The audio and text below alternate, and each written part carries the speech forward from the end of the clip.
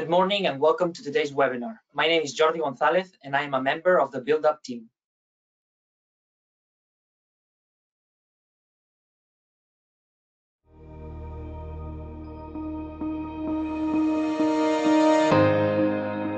Welcome to Build-Up, the European Commission's portal for energy efficiency and renewable energy in buildings.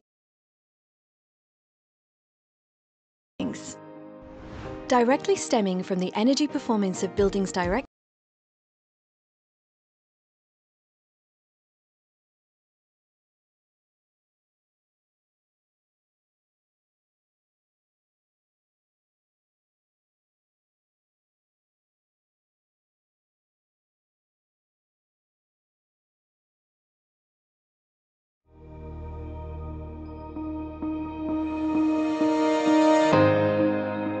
Welcome to Build-Up, the European Commission's portal for energy efficiency and renewable energy in buildings.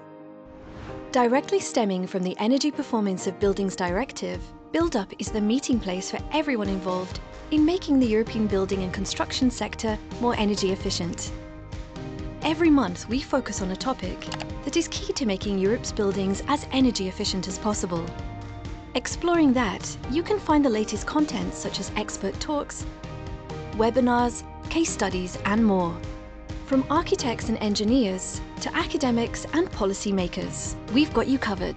Build-Up brings together thousands of registered members to reap the benefit of Europe's collective intelligence on all aspects of energy efficiency and renewable energy in buildings. The Build-Up portal benefits from the expertise of our ambassadors. Drawn from industry and academia, the ambassadors bridge the gap between EU and national level and help shape our editorial content. Want to promote your work? Build-Up disseminates your research, projects and events through a variety of channels. Become a member to exchange knowledge with your peers. You can disseminate tools and resources, share good practices, and consult open source publications. Join the discussion on social media and become part of the Build-Up community, or subscribe to our newsletter to receive the latest news. However you participate, the Build-Up portal is here to inspire, inform and connect. Build-Up, the European portal for energy efficiency and renewable energy in buildings. Join the community for opportunities and updates.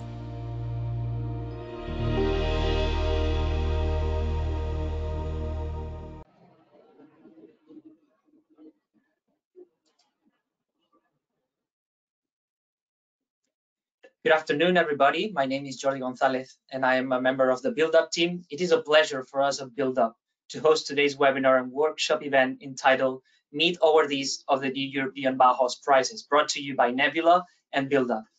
This online workshop is split into 5 main parts, during which the project specialists will create awareness in the construction sector and about the new European Bauhaus concept. A total of 3 NEB Prize winner projects will share their insights and experience: Xifré's Rooftop, ERDEN Pure Walls, and the Korenbloem housing project. But before we begin, we invite and encourage you, the audience, to send us your questions or comments to the speakers throughout the session. To do so, please use the GoToWebinar question function. These questions or comments will be addressed at the end of the webinar during a Q&A session. Finally, we would like to inform you that we have just launched the Build-Up survey to make sure that your needs and expectations within our platform are satisfied.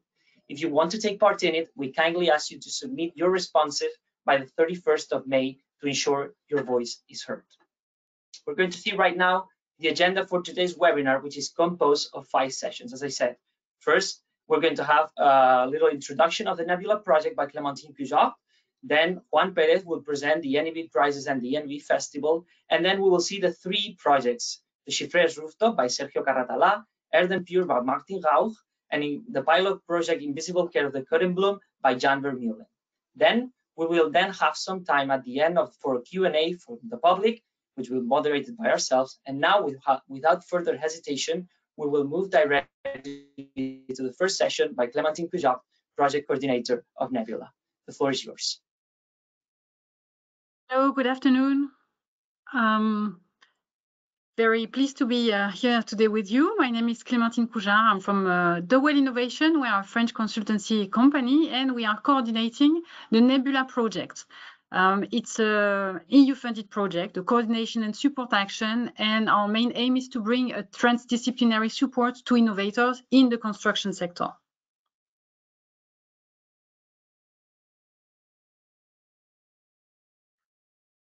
Okay, so we have like two legs in this project. We try to make the bridge between the Build for People program, which is the large funding program that is part of Horizon Europe, the one that is dedicated to the construction sector, and the new European Bauhaus initiative, which is more like an informal movement initiative, but that goes more and more structures with the help of the European Commission. So our first activity is to raise awareness and to foster the adoption of the new European Bauhaus principles and practices, and that is what gathers us today together. Our second activity is related to the Build for People program, and we aim to facilitate funding and networking opportunities for innovators through this dedicated funding program. And our third type of activity, we are setting up a network of innovation clusters. The idea is to enhance collaboration between different types of organizations, different regions across Europe, but also different disciplines. This is to give you an overview of our consortium. So we have European associations. Two of them, ECTP and the World Green Building Councils, are indeed the manager of the Build for People program. We have technical centers, two consultancy companies, and we have two clusters that are like our beta testers of the services that we develop in the project. So as mentioned before, we are setting up, it's a really new information, a network of innovation clusters. So we had an expression of interest. We have selected a first set of candidates, and now we are formalizing this network. We are also developing a financing help desk. More information will come on the website. I will give you the info on the chat later on. We provide a funding toolbox, and we also have some matchmaking events that you can join if you're interested. Now, more specifically related to the new European Bauhaus, we have three types of activities. First of all, we develop a NEB handbook that is available online. It's one book that tries to synthesize all resources that are available and all initiatives that are available related to the new European Bauhaus in one single book, together with practical examples. We are setting up also a network of NEB advisors. The idea is also to work with clusters and to have people that are like reference contacts that can pass the information and opportunities related to the new European Bauhaus. And finally, we have the series of webinars, which is called New Bauhaus Stories. And regarding this series of webinars, so the idea is really to allow the sharing of experience and practices related to the Bauhaus. We had some first session in March that were most focused on urban generation. This session today is the second one. Then we have two more in the pipe. In May, we will have a presentation from startups that are supported by a funding and coaching program of the EIT community NEB. Then in June, we will have one more webinar with the support of Build Up that will be more focused on renovation. And then two more will come in September and October. I will tell you more about that in a few months. So that's it for this brief introduction about NEBULA, and I will happily give the floor to my colleague Juan Perez from Tecnalia, Spanish technical sector that is a partner in the NEBULA project. Thank you. Thank you, Clementine. Okay, I will make a short introduction about what is the European Bauhaus, the European Bauhaus Prizes, and the NEB Festival. Okay.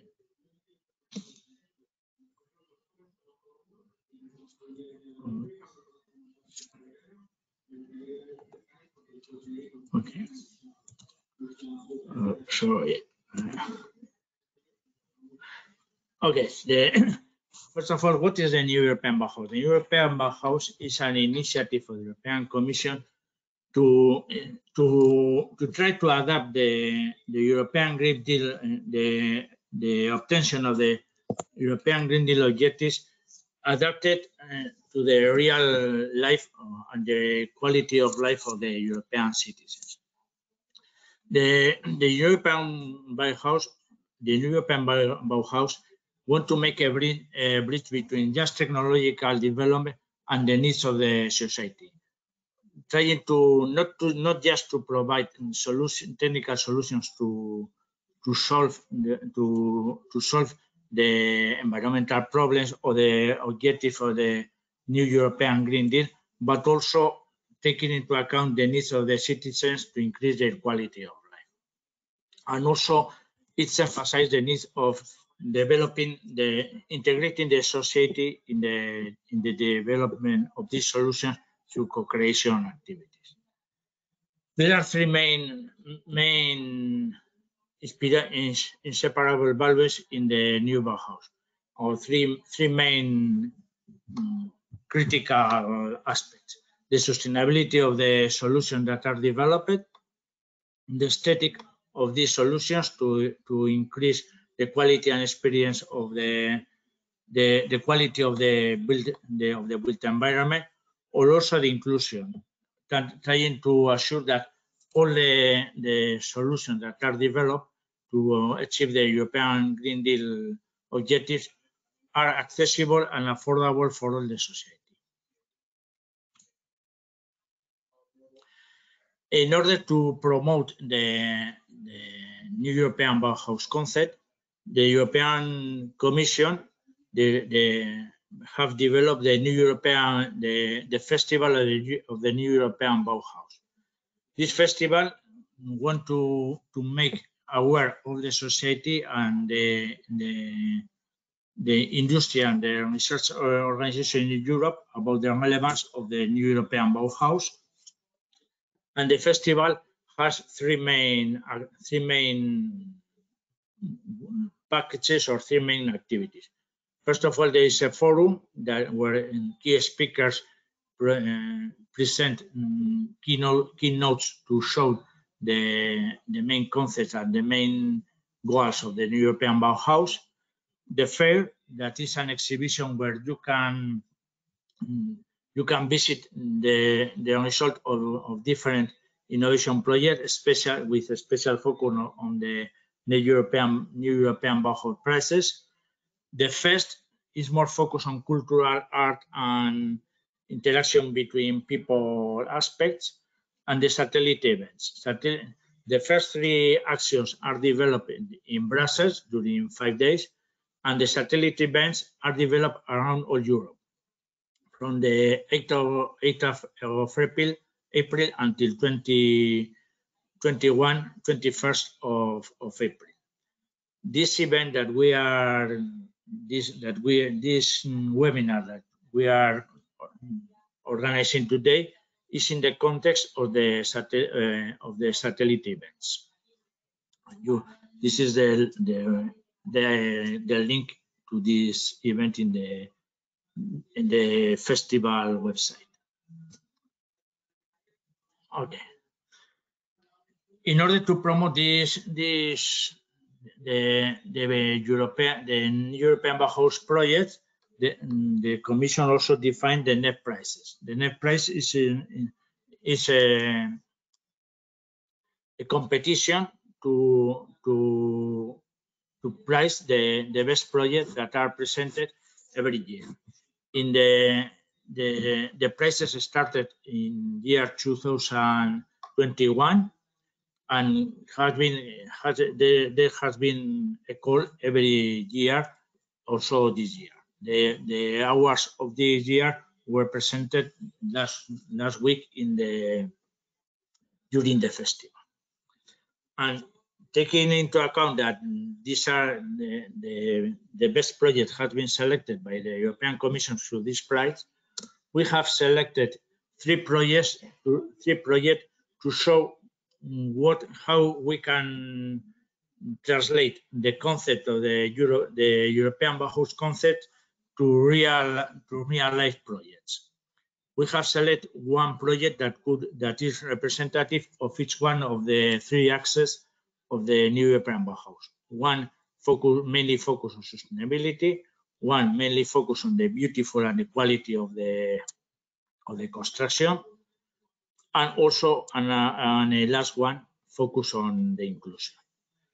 So the first presentation will focus on the Xifré rooftop project that we presented by Sergio Caracala. Thank you for attending, and Sergio, the floor is yours.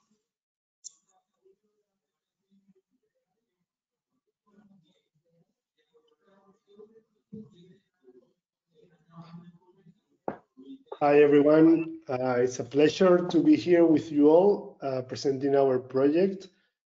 Thank you specifically for the build-up platform, for NEBULA for inviting us, and specifically for Juan for introducing me and also inviting me to this webinar. I will present today. Let me see if I have control. Yes. I will present today Xifré, which is a project that we designed and built in 2019-2021. And that was a winner of the first European Bauhaus Prizes. Before we get into the project, I would like to describe how we work in the studio, in Mata Alta studio. Mata Alta was founded with a specific manifesto or a specific way of working. My background comes from bridge design as an engineer, structural engineer, but I was tired of public works and the usual way of building things. So I founded this studio with the main objective of rewilding urban environments. Rewilding is the act of returning built environments to its natural ecological state, and it's our mission to bring back green living spaces to densely populated areas. So this specific project that I'm going to show you today focuses in 4 main aspects. One is, as I said, rewilding, but because we had the opportunity to interact with a historical building. It's a 1840 building in the middle of Barcelona city in Spain. And we had the opportunity to design a green rooftop on top of it in a way that will represent all our values. So this is a big historical building, as I mentioned, down by the old port of Barcelona, and it is a whole block of buildings. So in total, it's 10 different buildings with 10 main staircases, but they all reunite in the rooftop. So we had the opportunity to work with the city council that opened a design competition that we won for this project, and work with them to first and more important point was to rebuild and restore the architectural heritage of the city. So we work really close with the experts on the material, and here you can see how we were choosing the color palette original to the building for all the finishing of the walls and balustrades and stuff like that. And here we were applying natural original materials to the building. First, before starting with the concept of the garden, we first restored the whole building in its rooftop. And you can see here some pictures that I collected from the before and after, which I think are more descriptive than any description that I can do. So we found a building that was in bad shape, mostly not the building itself, but the rooftop. No one was accessing the rooftop, and it was a forgotten space. So we took to it to restore its better days, and also create a natural space for all to enjoy. So this is a Google Maps satellite view, and this is what you can see today if you go up there. more before and after pictures that I love from this project. So that's the same staircase block, and this is the main avenue on the old port of Barcelona. And you can see how we regreen this rooftop. So the second main axis of design was to make a project that was biophilic. We wanted to give back nature to the city. So we wanted to have a space where all the neighbors from the 10 buildings that form the block could access and enjoy nature without having to travel to a forest or anything like that. So, and also we'll see in the next axis to meet on top, because there was no connection socially between different buildings, although they had this space without borders on top of them. They weren't aware of that. So for doing that, we focused in a very natural and, let me say, wild environment, in not just doing a garden, but reproducing the better that we could a full ecological system based on Mediterranean criteria. So we planted 10,000 plants from 40 different species, and all designed to give the space a big nature axis. So it will be focused on enhanced pollinators, enhanced being aromatic, drought resistant, pollution filtering, all the nature-based solutions that nature come with it. And here's some pictures of the result. You can see how the flowers in this picture are this flower and how the insects interact with them. And it's a beautiful experience to come up there. We fabricated with this building, because it's so old, had a lot of remaining material from decades and decades of refurbishing. And there was a storage that we found, and we reclaimed part of the original material from the building that was stored there to make some interactions with the. So this insect hotel is built on a frame from an old window, right, from the original building. And there's plenty of nature and super biodiverse these days after 4 years of being built. In fact, today I got a picture from the maintenance crew of a frog that we don't know how it ended up there, because it's a closed environment. But because we have 3 ponds, it must have come flying on a bird. I don't know. We don't know how it goes, but we have frogs up there, which is amazing. Some more pictures of how is it blooming. This is from last week. Spring is full on here in Barcelona.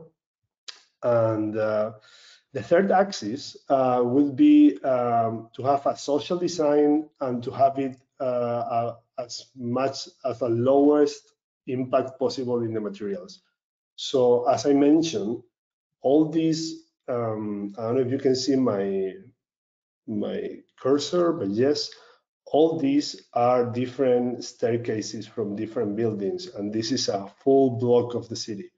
So they can all come up here and meet neighbors that usually don't cross in the stairs.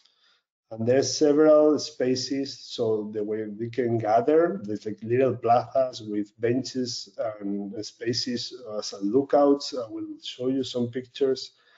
And it's working super nice, because there's a mixed use of this block. There's offices, there's houses, there's commerce, there's a hotel. So all of them can meet up here and interact. It's working really good. And in the other hand, we have a design that aims for low impact construction, which means that every material has been carefully chosen to lower the carbon footprint and environmental impact of this project. You can notice the gravel on the paths is orange because it's crushed bricks that were malfunctioning from the brick industry. So it's a recycled product from a rejection of the industry. And we were also using all FSC recertified timber from local providers. Also, the plants are from local providers and are natives. And also, we took special care on not having to reinforce the building. Me being a structural designer in my beginnings, we did a specialized structural analysis of the whole building. So we distributed the loads of the earth in a way that we didn't need to reinforce the original structure of the building. It's a massive building. It's from before the Industrial Revolution got implemented in construction. So it's big stones, big timber beams, and there was an extra capacity that we could use. We noticed that, so we designed where to put the loads in order not to have to reinforce the building and respect the original values of it. So I'll show you some pictures of how it's being used. Socially, it's a big space. It's 5,000 square meters, and people gather for birthdays. There's these benches that go around the plazas, so many people can sit and interact. There's lookouts, so you can see the city from the top roof. There's amazing views from there because it's all the old beautiful town of Barcelona. And in the low impact materials, as you can see, everything that we did after restoring the heritage original materials of the rooftop was floating on top. So nothing is attached to the building. It's just self-loading. So all the technical layers, all the waterproofing and all the earth, it's situated on top of the building without being attached. So in the future, if we want to remove all this action, we could remove it without having to damage the building. That was very important in the terms of respecting the heritage of the city. So here you can see some pictures of the construction process, which looks quite not, so it's curved and it's natural shapes. So we can achieve this sensation of being in nature, not straight angles or not construction lines. You know? So when you're up there, you feel like you're in the countryside.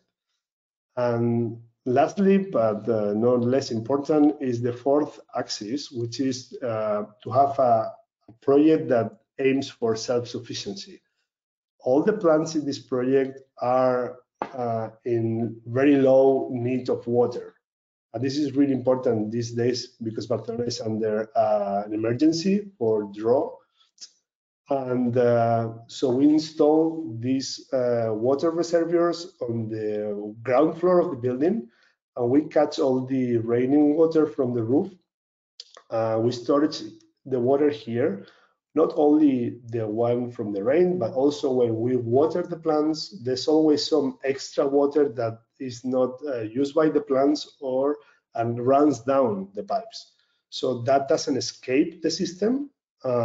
We also recirculate that with a pump, and that pump, it's powered by the solar panels on top of each staircase, and also that solar panels power the lighting during the nighttime.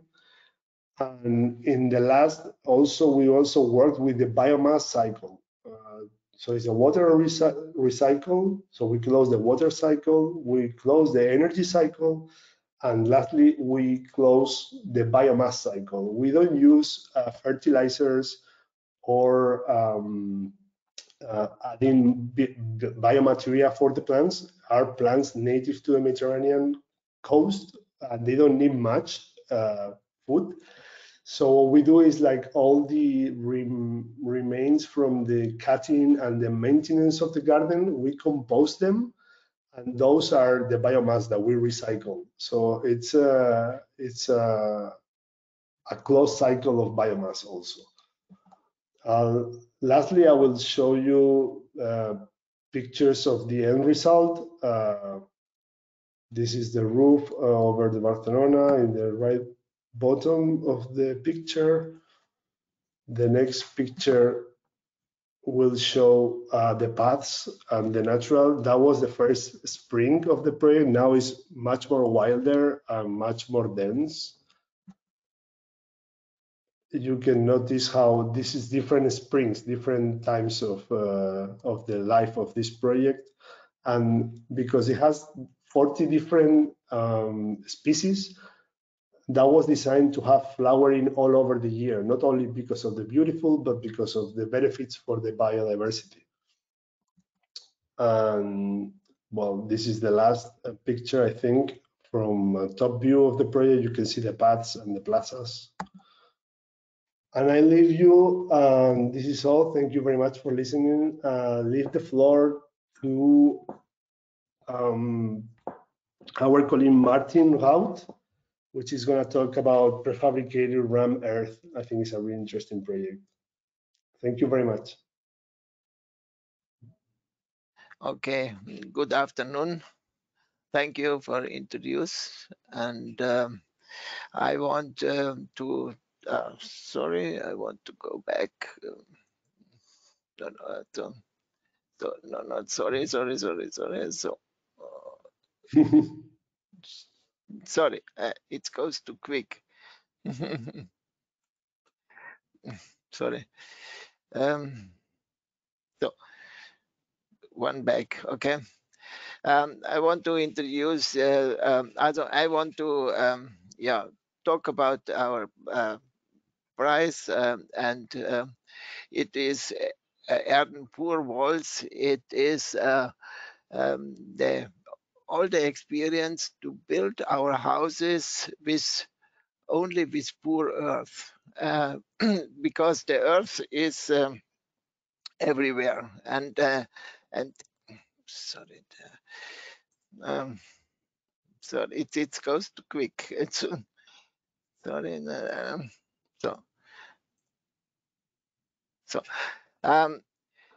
The idea is to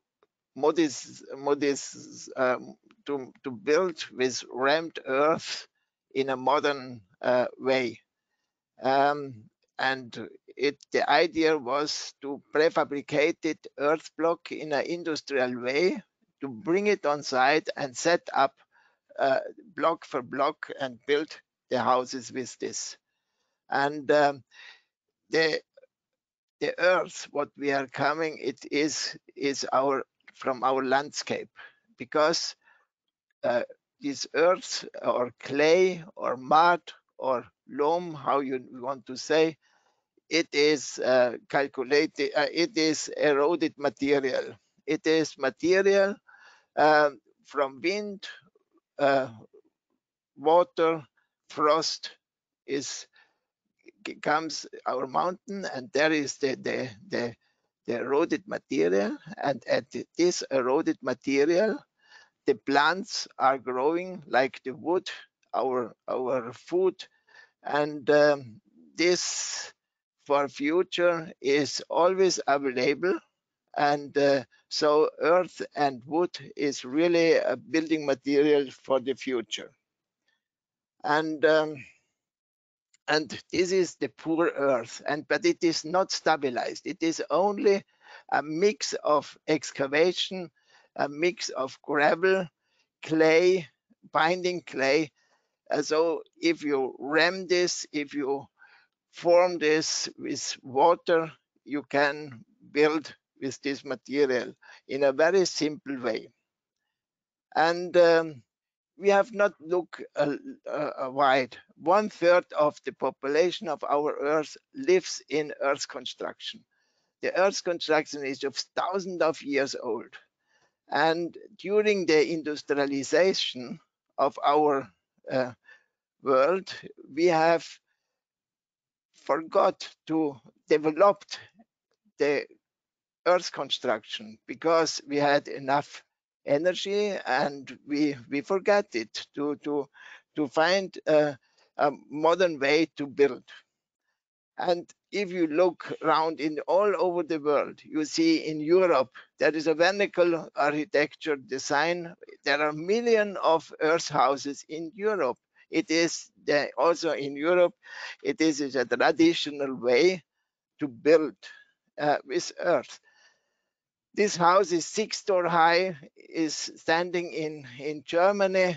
It is only built with rammed earth. It is only to build in earth and control. It was an architect in France for 200 years. He has write books how to develop the earth construction. And at that time, the earth construction has a very poor image. And he said, build with earth, because to build with earth, it is healthy, it is fireproof, it is cheap, and it is strong enough. But if you don't like the look of earth construction, you can add some pattern for plaster that it looks like a stone house. So, and for that is, for me, is always in our building system is for me very important. The circle of the life circle of Earth is like is a round, is a circle, and you take the excavation, you build with this excavation, you live in there, you build with there, and later it can go back to the nature with no pollution. If you work with timber, with fired brick, with concrete, there is a line. It is no circle. You have always to recycle it. But if you build really with poor earth, then you can always recycle it in very often. And so more as 30 years, or I still, since 40 years, I'm working with earth construction. And our main material is the excavation of the building. If we are build more, we have more excavation. We have always enough building material. There is no, it is, and you have only to preparation this excavation and put a little bit of water there, and then you can build it.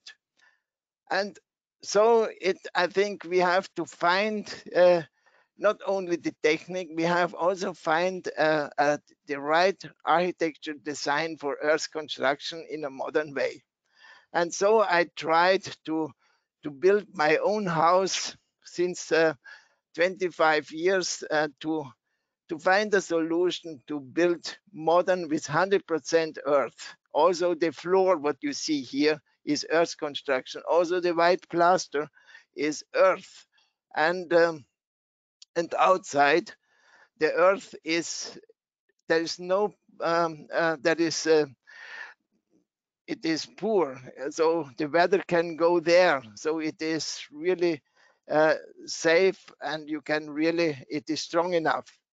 And that it is possible to build also in our area in earth construction, we have to deal with the calculated erosion. Calculated erosion means that we are building with poor earth and we make some intervention like brick or plaster lines. And if the water washes down, then it is the surface of these rammed earth walls get rough, but it is not distributed. So the fine material washes down, and then it is working like in the nature. And we have this also in traditional building. We have to look at that. And right, it is my own atelier. It is 30 years old with these brick lines, and it is only earth, and it is strong enough. And a very good thing is that the earth construction is not waterproof. So the joint of the bricks, you can the joint you can make put water there, and with the same material you can ram it, and you don't see the joints. So you can work with prefabricated elements and you have not to take care about the joints. It is a wonderful thing for the architect design. And how to produce this? In the first time we have produced this by hand, but in the economical situation we have to develop machinery. My way is not to change the material, let the material pour earth. No stabilization, nothing, only pour earth, and you develop the tools, the machinery to produce earth construction in an economical way. And it is only the beginning. So we had we have built a lot of different pilot projects, and here it is the prefabricated elements. The blocks are only drying by air. You need no energy to there, and you bring it on the building site, and you can build up houses and factories with only set up earth block by crane, and then you have this structure. It's one, and so there is another pilot project in Darmstadt. There is a building for office building, and it is rammed earth in the facade, and you see these prefabricated blocks in a field factory exactly on the building site. It is not transport to the building site. We have produced this material, these blocks on the building place with the local material, and set up this. And so or the regular project, it is like it is a factory for herb storage for herbs, and it is a factory 110 meter long, 30 meter wide, 12 meter high. It is produced with 670 earth blocks, and you see there are no joints, and these lines, what you see, the white lines, they are only for against the erosion. So this is the calculated erosion. So there is a lot of different possibilities, but we are since at the beginning. But if we are really developed this technique, this old 1,000-year-old technique in a modern way, if we find solution in research work, in testing, and in collaboration, and then we can get more trust to this material. That is a very important part, that we need numbers, that we the strength, the quality, and then what we also need is skilled workers. There is a problem that we have not enough educated worker for earth construction, because earth construction is like a vernacular building, and so it is very important that we can get more people who can teach the earth construction. That is a very important things. And then it needs a lot of companies, also big companies, who will change in this sustainable technique.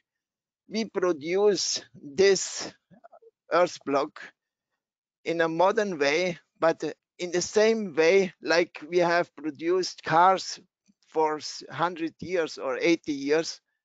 And only if we would put some innovation in this, we can really change the sustainable building situation, because we know it is very important to change.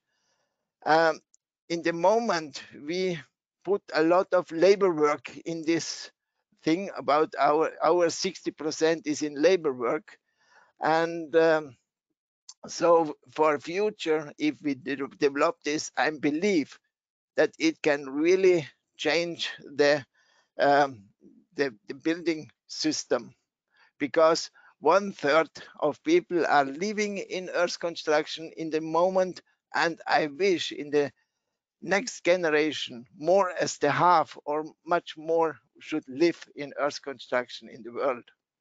Thank you very much, and I want to introduce now Jan Vermeulen, and thank you very much. Goodbye.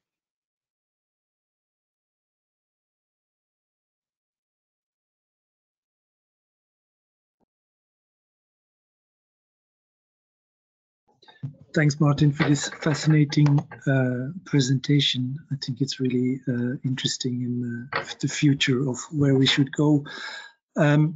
My name is Jan Vermeulen. I'm an architect based in Brussels. We run a studio for architecture and urbanism, and we are one of the 3 offices that were involved in the Korenbloem project, a housing scheme for elderly people that has won the NEB Prize in the category prioritizing places and people that need it most in 2022. I will tell a little bit about the story of this project and how it came into being. Please be aware, I'm an architect. I'm not going to tell it in terms of the client. So this is my particular view on what the project is and how it benefits the people in real life. See if I can find the control. In 2012, the Ministry of Health in Flanders, together with the Flemish Bouwmeester, launched an open call to care providers to set up innovative healthcare and living projects for the elderly. And it was a procedure that would bring these innovative initiatives and link them with practices that were known for their new way of dealing with architecture and space. 5 projects in total were selected. One of them was the Korenbloem in Kortrijk, and within that project we were together with a team of 3 architects that has won the competition to actually design this new project. The Korenbloem is located in Kortrijk, a sort of small historic provincial town in the northwest of Flanders.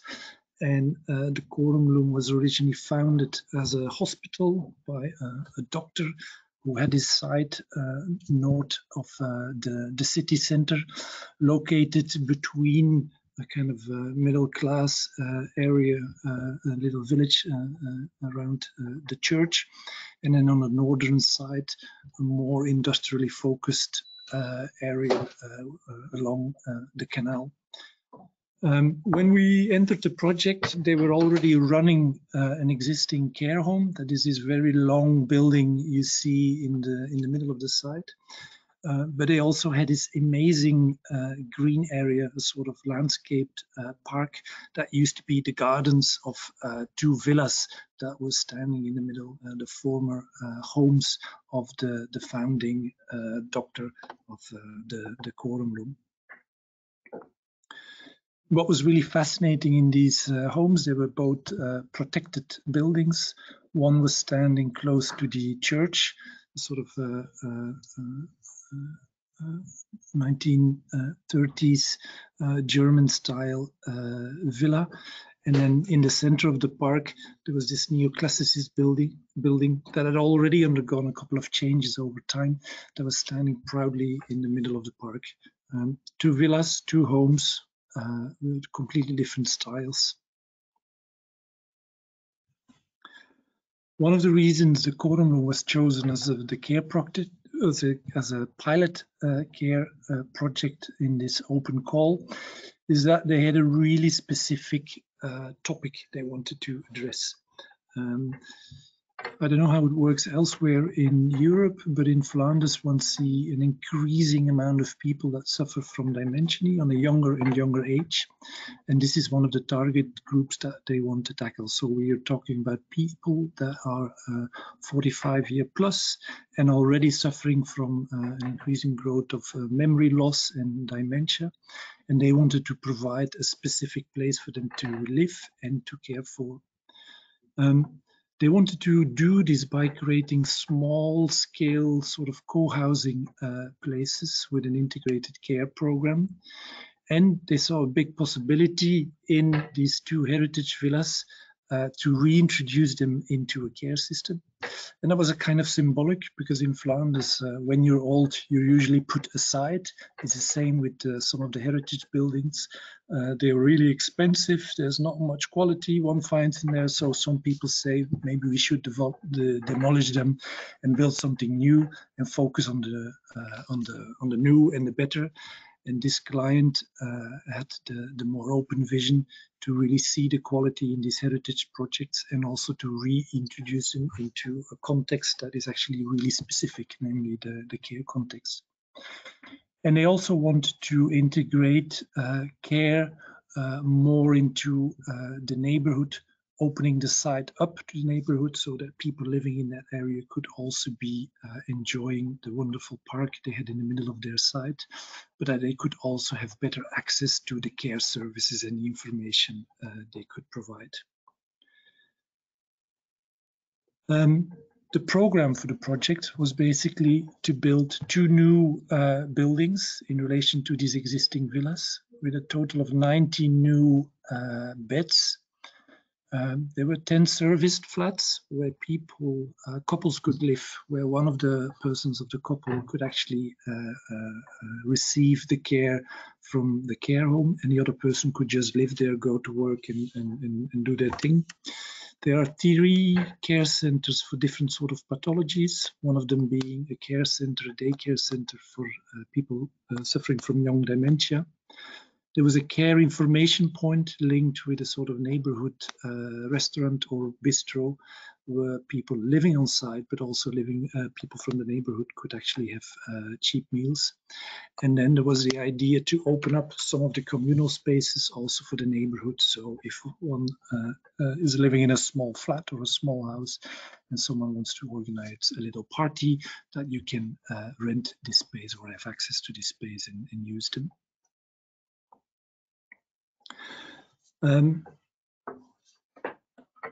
The main target group of this project is not the sort of elderly person one sees in the big commercials, where everybody is hopping along happily on their bike or in fitness center.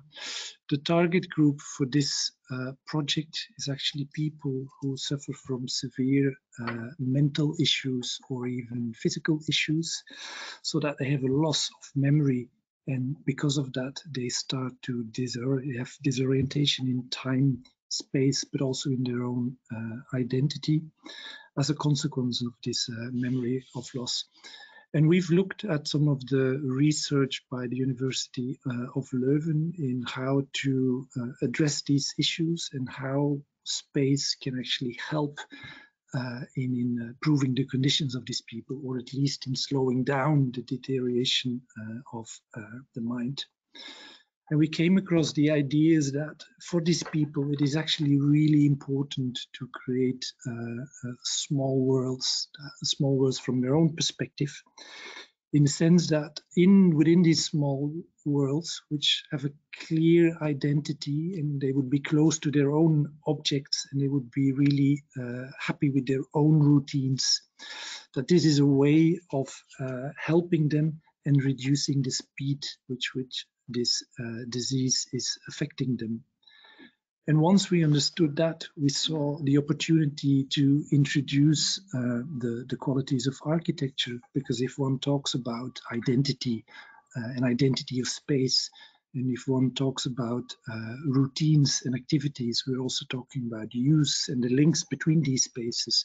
So we saw an opportunity to really play out architecture in at its best, and create a world in which a set of clearly designed spaces would be recognizable for all these people, almost like a network, a constellation of spaces in which they then could move freely and be happy in their own little world. When we arrived at the project, we were allocated 2 sites by the urban department of the city of Kortrijk. One site was on the corner of the large building block that the Korenbloem owned. In between, a very large flat building, an apartment building on the corner next to the church and the 1930s villas. And then there was a second site, which was on the north side, which could potentially be linked up with the neoclassical villa and link up with the street on the north of the site. Together with our partners, Surgis and Bates Architects from London and Tom Thijs Architecten also from Brussels, we developed a master plan with 2 buildings. This is the villa I was showing earlier next to the church. And in the middle, you see the neoclassical villa in the middle of this park, where we're trying to make the link with the neighborhood as clearly as possible, both spatially, building on a corner, mimicking the corner of the very large apartment building, new openings so that views from the street into the park were possible, and on the north side, a longer building that would link up the neoclassical villa with the small-scale houses in the street by at the same time opening up a new link through the site. And that was really essential to the project in a way that the middle of the site, which had the most quality as this landscape park, could be opened up as a thoroughfare for people living in the area and to be regulated access for certain activities.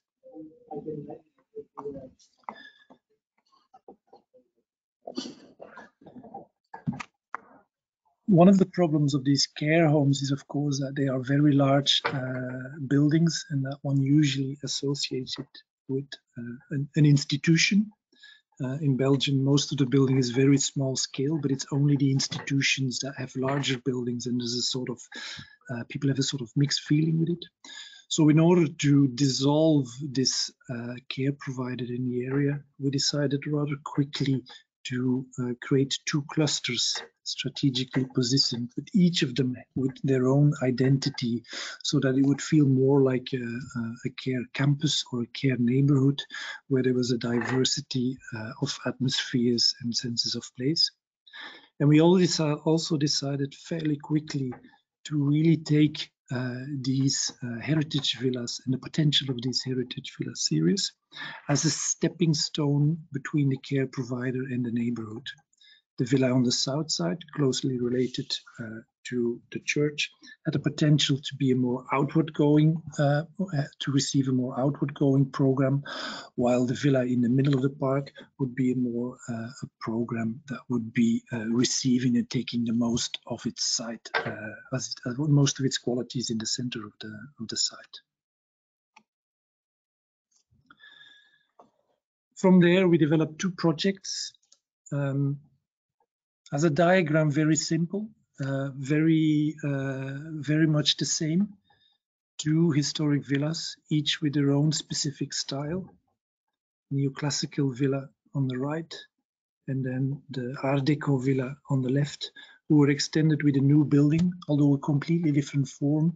But the 2 new projects architecturally kind of based their formal ideas on an idea of continuity, to see how ideas from the existing buildings could be taken and transformed into contemporary architecture. The project on the left is a project designed by Surgis and Bates Architects. The project on the right is the project designed by our own studio and Tom Thijs Architecten. And you can see on the left kind of simple ideas of this glazed terracotta tiles around windows were then taken into a new project which transformed that idea into kind of a building with a beautiful sense of detail, with these tiles almost hanging down like curtains. And the building, the project on the right, where the formal stratification of the old villa led into ideas of how to scale and design the new building. This is a view from the central park looking towards the project near the church. The nice thing was that the garden was actually one level lower than the street level. So, and because of that, there exists a space in between the new villa and between the old villa and the new building that works almost as a belvedere. It has the two entrances of the two buildings connected to it, and from there one has a fantastic view over the park. But it's also taking advantage of this is that the daycare center for people of young dementia on the ground floor could have an underground or a garden connection to the villa where the neighborhood restaurant is. And the idea is that people who come in the morning to the daycare center would also be able to help in the restaurant and therefore enhance their routines and their purpose in society. This is the project on the other side, the project we designed. It almost like a diptych where the old building and the new building stand side by side. They're part of the same family. Maybe this is grandfather and grandson. You see that there's elements that are related to each other. Nevertheless, they're from a completely different era. And when we designed the project, we were really fascinated by one of the old drawings we found of the existing villa, where we noticed that there was a couple of elements that weren't there anymore, but they only existed in the drawing. External stairs, ideas of garden rooms, pergolas or winter gardens that were integrated in this villa, but never saw reality. And from there, we decided to take these elements of a neoclassical garden architecture, and we were also inspired by some other references where pergola structures and balconies and porches were used to create a sort of in-between space that could be inhabited by the older people, and that also had the opportunity to bring up the green of the central park into the facade and into the building closer up to the people. So that idea of continuity was developed further into detail, where we started to add balconies and porches. And this is one of these places that we saw that has a really big impact. If you design an entrance to the building, it can be a space of coming and going, but it can also be a space where one stays and feels protected. And by placing a little bench next to the entrance, most of the people living here find this place to be a very comfortable place and not a place of danger. They can sit closely to the facade, feel protected, and look at the life unfolding in the center of the park. And these porches turn into a longer facade with balconies that are linked to the living spaces in some of the rooms. And that facade is stretching along the length of the project and therefore connecting the center of the park with the street on the north of the side. And they really provide kind of a sense of place. The columns provide a really architectural image. They're there for a purpose as well. It makes you feel much more protected when you're sitting on the balcony. It's a sort of in-between space. It's not a space that is actually outside. It is still feels very much part of the building. And we also like the idea that these columns could actually have plants growing up them. Let me switch to the next image. Plants growing up so that they become a carrier of green, and that the balconies could become a place which is much more green, and you almost have like a green frame from where you can look out onto the landscape in the city beyond. This is an image that was taken last year Unfortunately, landscaping is always the last part of the project, and spring hasn't started yet in Belgium yet. We heard that it started in Barcelona.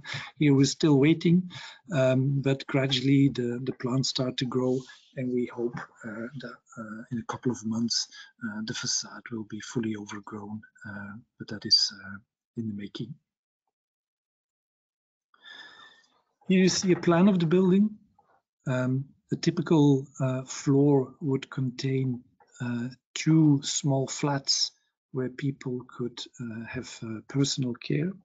But the main part of the project is organized around 2 living groups, one located on the left and one located on the right, which each have their own front door, one on the right, one on the left, and are also linked to spaces of the existing villa. And the paradigm of care homes in Flanders usually is kind of living in a small room along a really dark, long corridor, where at the end of the corridor there would be a communal space where one can have its meals, which makes your world actually really small, because your house is actually reduced to the size of your room.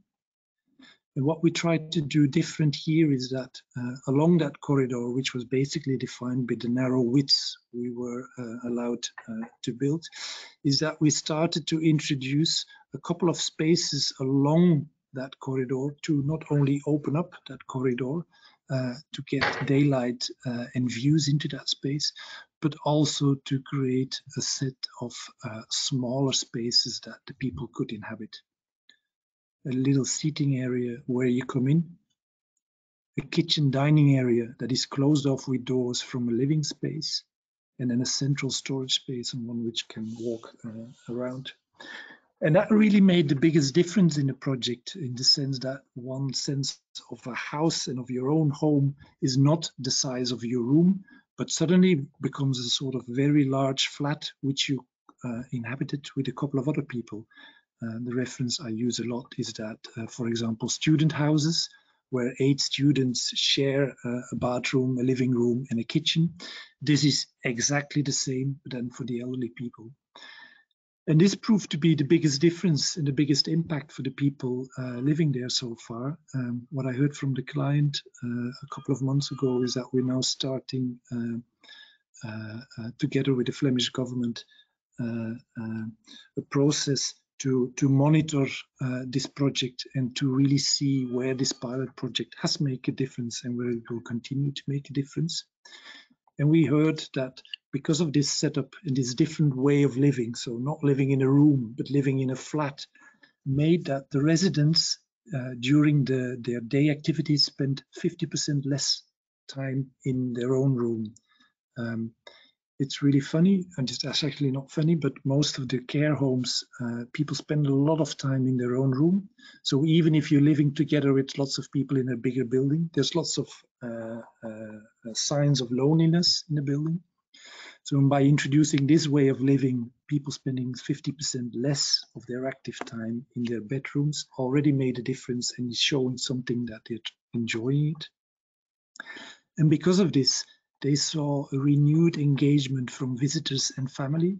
Instead of visiting your grandfather or your grandmother or your family in their own room, people would be visiting their family in the living room, or they would drink a cup of coffee in the kitchen, just as you would do when you're living in a bigger house. You're not receiving your family or your guests in your bedroom, but you go to the living spaces.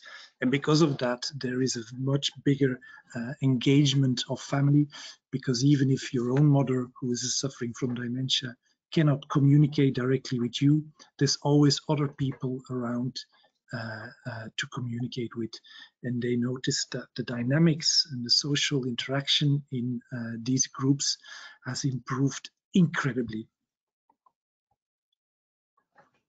And because of this interaction and this new engagement of volunteers and family, the pressure on staff to provide care and to go through their care routines has diminished. And because of diminishment in these routines, staff actually find much more time for social support and social connection with the people living there. And because of this combination of the spatial arrangement and the effect on people, there is a kind of wave of positivity that goes with the project, and that starts to attract people who want to see how it works, and new volunteers that want to be involved and started helping. So there is an increase in number of volunteers in the care home, and that has a positive impact on the people living there, because these volunteers will be taking these people outside. It's not so easy for them to take on their own, to put on their own warm coat to go to the neighborhood restaurant, and because of these volunteers, there's also an increased mobility of the people living there. Whether it has prolonged the stay of these people in the house, that's not really clear yet. For most of the people who come here, living in this space is the last resort before you unfortunately will pass away. Most of the people that stay here will stay here around 2.5 years before they pass away. But what we're really happy with is not kind of the sheer numbers of the project and how you can measure it, but it's all the little stories. One here is that there's a new kind of social activity going on, in a sense of engagement between people who usually work separately. So in that sense, we are kind of really proud and happy that this has become, even within the conditions these people live, has become a really happy place. Thank you for the presentation. I will now pass on the floor to Jordi or Juan for questions from the audience. Thank you very much, Jan. We are running a little bit late, but we have one question for the audience, and I would like Martin to show up once again, because this question is for him. Martin, are you there? Yes, hello. You are. Okay. Hello. So Corinne, okay. Thank you for your question. Corinne is asking about energy performance of the walls in your project.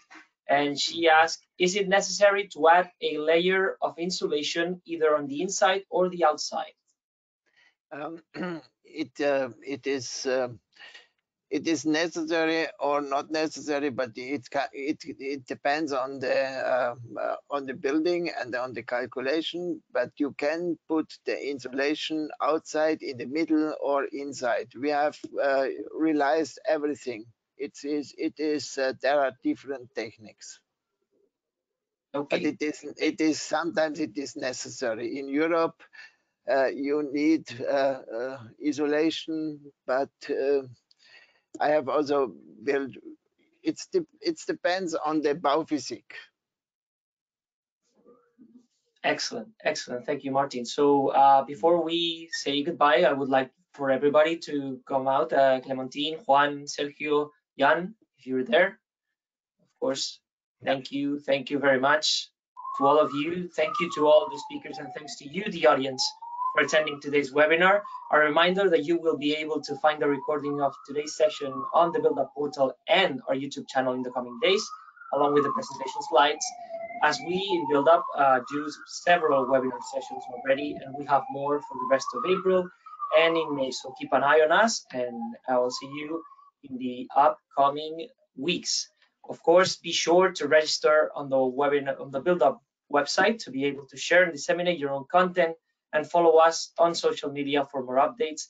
And please remember to complete the BuildUp survey that I shared with you in the chat before May the 31st to ensure your voice is heard. And we wish you all a very pleasant end to your week. Thank you and goodbye. Thank you. Bye. All right. Thank you. Bye.